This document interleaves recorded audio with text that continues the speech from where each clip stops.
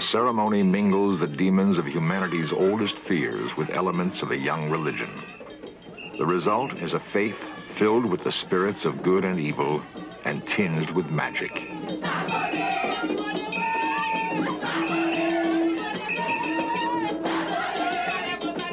For priest and practitioner alike, the cares of the real world disappear in the ecstasy of celebration.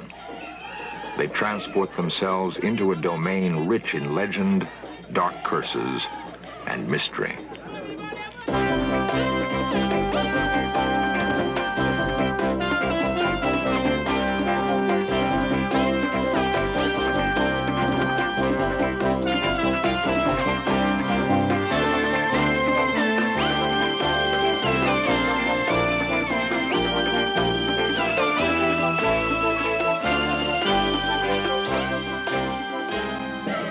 This is the world of the Hungan and the Mambo, a world haunted by the specter of the zombie.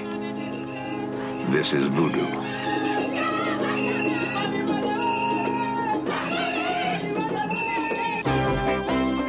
This series presents information based in part on theory and conjecture. The producer's purpose is to suggest some possible explanations, but not necessarily the only ones, to the mysteries we will examine.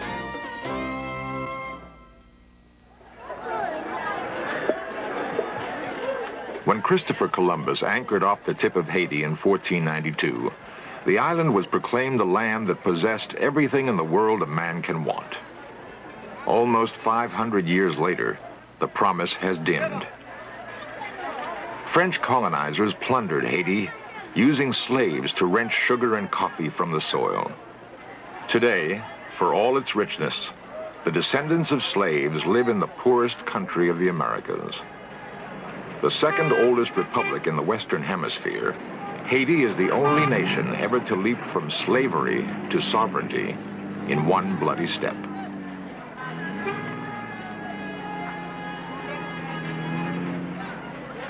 Poor, noisy, crowded, Haiti clings to the traditions of two worlds. The language is Creole, a corruption of French. Officially, it has accepted as its religion Catholicism. Almost 95% of the people of Haiti are Catholic. Unofficially, they follow the Hungan of Voodoo. His name is Papa Jouy. By birthright and practice, he is a Voodoo priest, reportedly one of the most powerful in Haiti.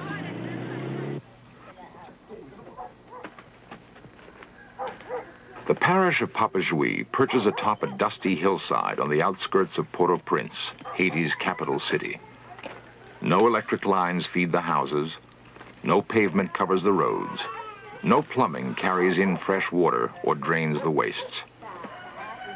In two crude temples atop a small cliff, Voodoo thrives.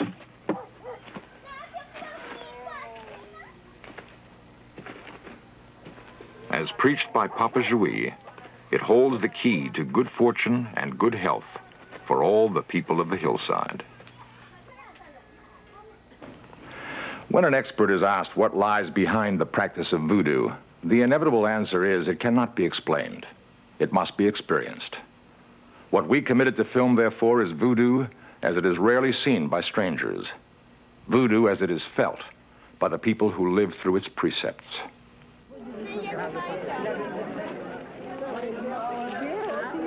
The time is early evening. No formal announcement of a voodoo ceremony has been made. But the activity on the hilltop has attracted dozens of people. The signal that the festivities will soon begin is the drawing of the veve, intricate patterns outlined on the floor in a white sand-like substance. The mark of a veve, however complicated its pattern, is the mirror image created by each design.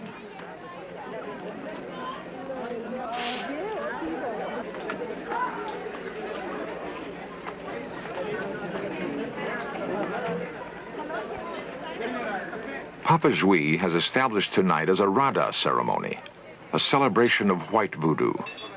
The drums are set to call forth a galaxy of smiling, optimistic spirits who bring with them good luck and good tidings. It is believed that the measure of a priest is his ability to summon the spirits.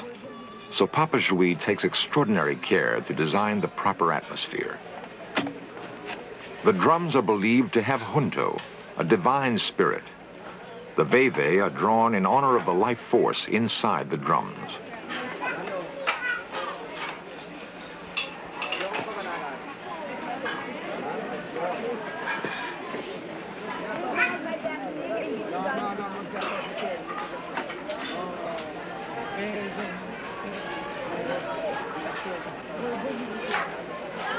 Première fois, après la deuxième fois, après la troisième fois. Okay.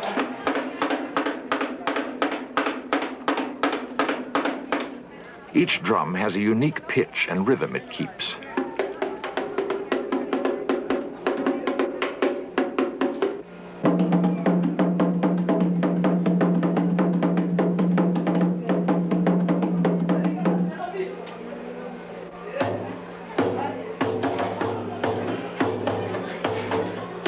Together, they create the music of voodoo, the hard, driving underpinning of its power.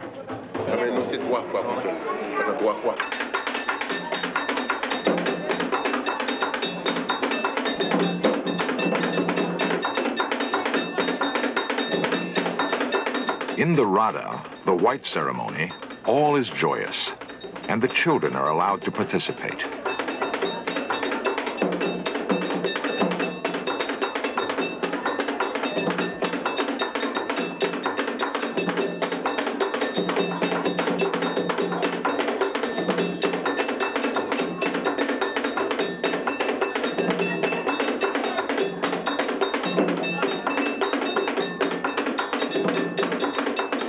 Hunsai gather to launch the night's festivities. To dress in white and join the priest, they have undergone a protracted and difficult initiation. They have become insiders in the world of voodoo and can expect a larger share of good fortune. For it is believed that through the priest, the spirits will make themselves felt and seen. Papa Jouy signals the beginning, the first joyous call for the spirits to enter and join the festivities.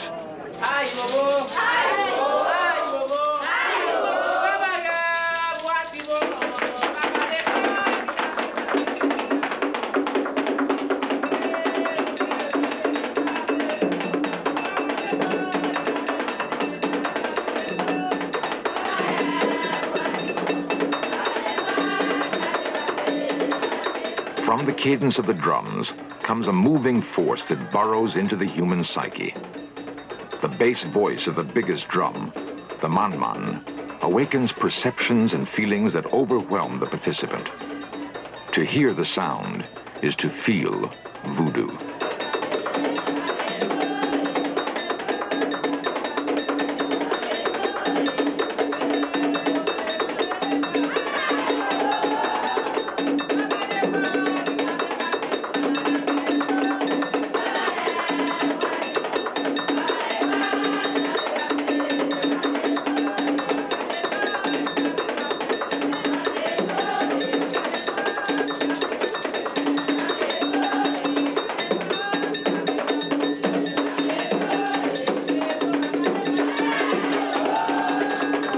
Surrounded by the ritual movement, the music, the singing, there comes a release from the hardships of life. To the Haitian, the feeling clearly tolls the arrival of the good spirits.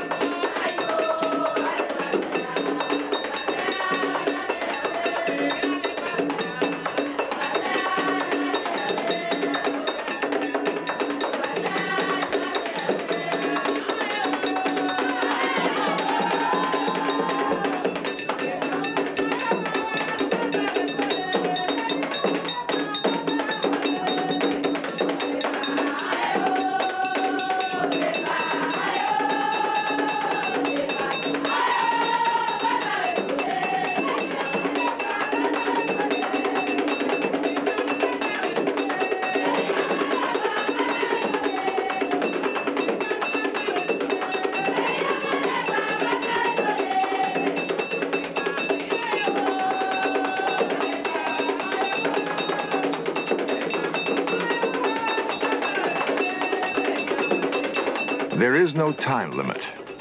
For as long as Papa Jui decrees, the Hunsai will dance, the drums will speak, and the spirits will enter the sanctuary. One symbol of success will be a possession. The instant when a spirit will enter the body of a Hunsai and take over complete control.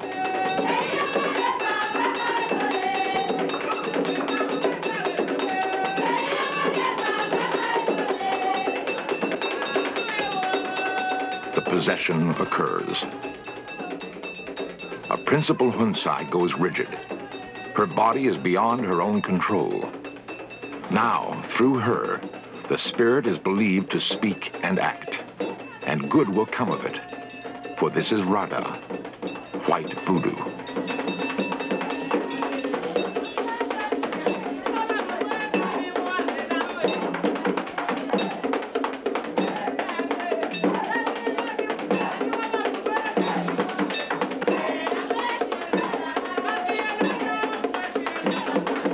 They believe that the only possible harm that can come is that the spirit will vacate the body of the possessed and take with it the body's soul, leaving behind a zombie. Tonight, that will not happen. Tonight is Rada. Tomorrow night is Petro, the red ceremony, the celebration of the angry spirits, when anything can happen.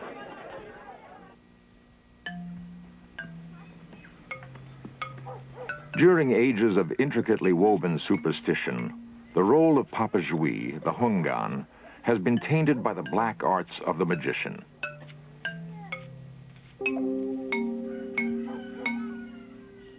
How else can he be trusted to deal with the spirits that will be unleashed tonight in the Petro ceremony, the calling forth of angry spirits?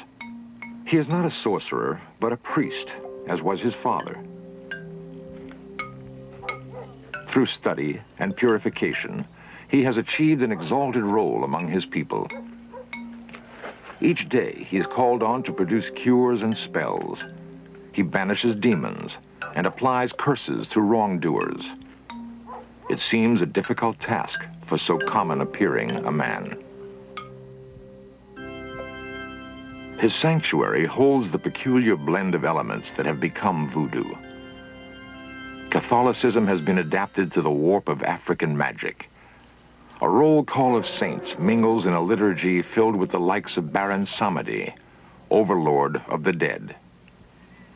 In the innermost stronghold of the Petro sanctuary, the walls bear dire threats. Vengeance is a part of voodoo. To arouse anger against an enemy, it is said that 2 nails must be driven into the beam of his house after a family member has died. Then the dead spirit will be trapped, and in his wrath, he will turn against his former kin. Werewolves abound in voodoo literature. So do vampires, normal people by day, blood-sucking terrors by night. For those who believe in voodoo, the living dead are also real, the zombie. They haunt the nightmares of almost every Haitian child. Papa Jui must cast spells and create amulets. He's required to interpret dreams and to reach into the future to predict events. Tarot cards and talismans are part of his working paraphernalia. Often he will be asked to give immunity from sorcerers. In complicated ritual, he will receive a lock of hair and fingernail clippings, place them in a bottle with a part of the person's soul, and presto. So long as the bottle is protected, the person is safe from sorcerers.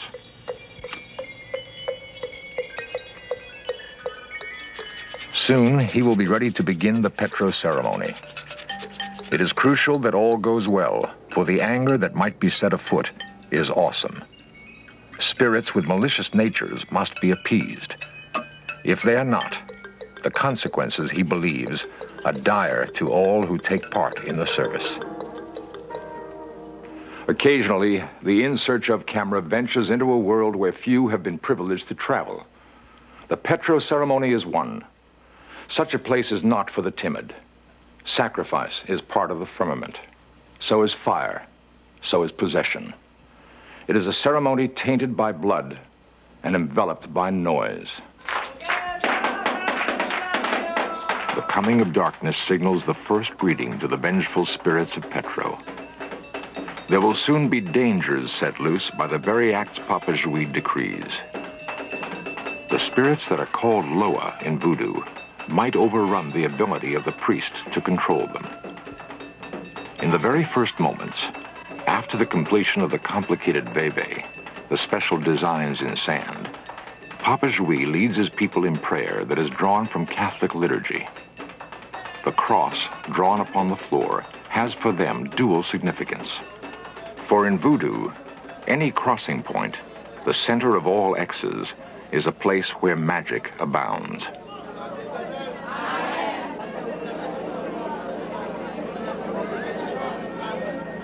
There exists a great gulf between the people and the spirits which they try to appease. The ceremony provides a bridge between the two worlds.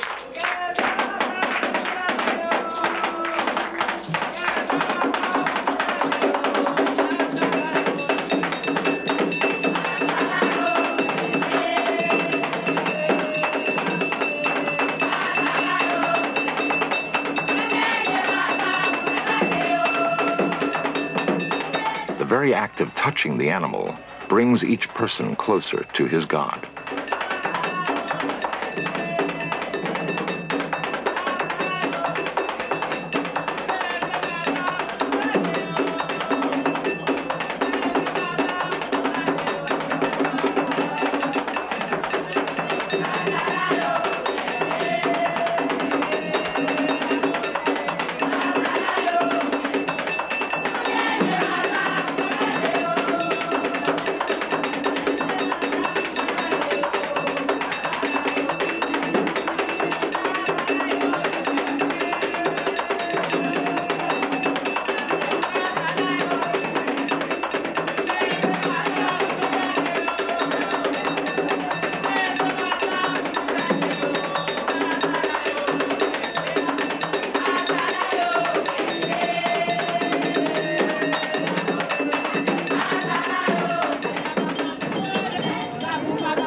In the ultimate moments of the Petro, when the Loa, the spirits, are said to invest themselves in the bodies of believers, there will still be no actual contact.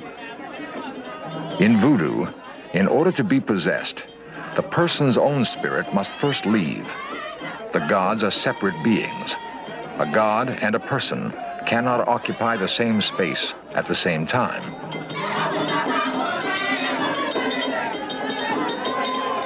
So the person possessed leaves his own body and becomes a horse, carrying the Loa wherever it wants to go.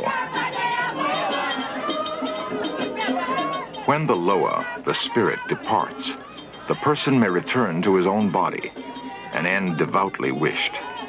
If the person does not return, the body becomes a zombie, a member of the walking, living dead, cursed for eternity to live without feeling or thought.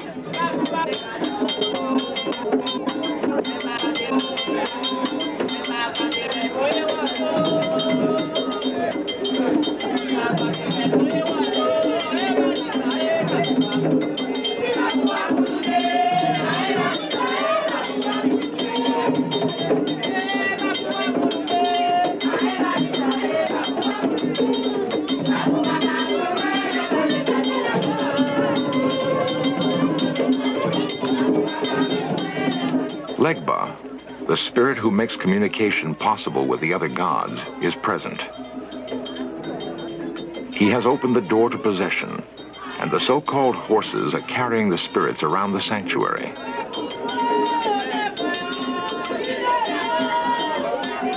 The possessed will remember nothing of what has occurred.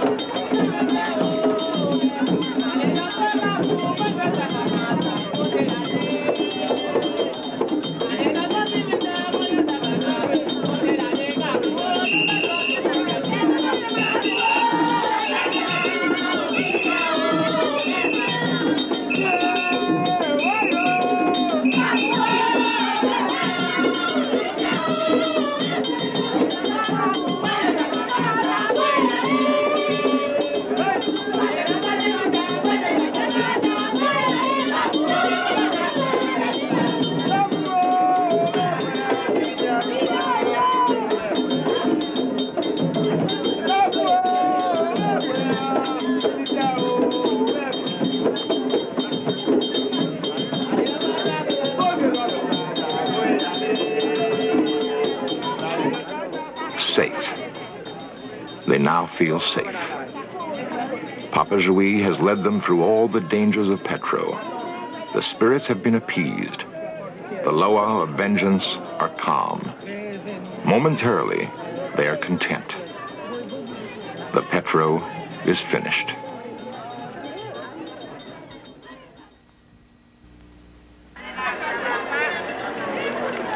The crowded, noisy, ragged world of Haiti breeds the demons of voodoo.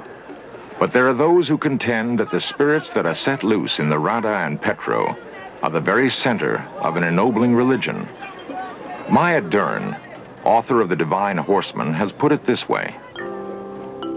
Possession by the spirits is a reminder that man is of divine origin and heir to an uncounted multitude of hearts and minds. That at the root of the universe, the principles of cosmic good endure. That even under his torn shirt, his hunger, the failures of his wit, and the errors of his heart, his very blood harbors monumental spirits. Perhaps this is why voodoo holds sway on the hearts and minds of Haiti.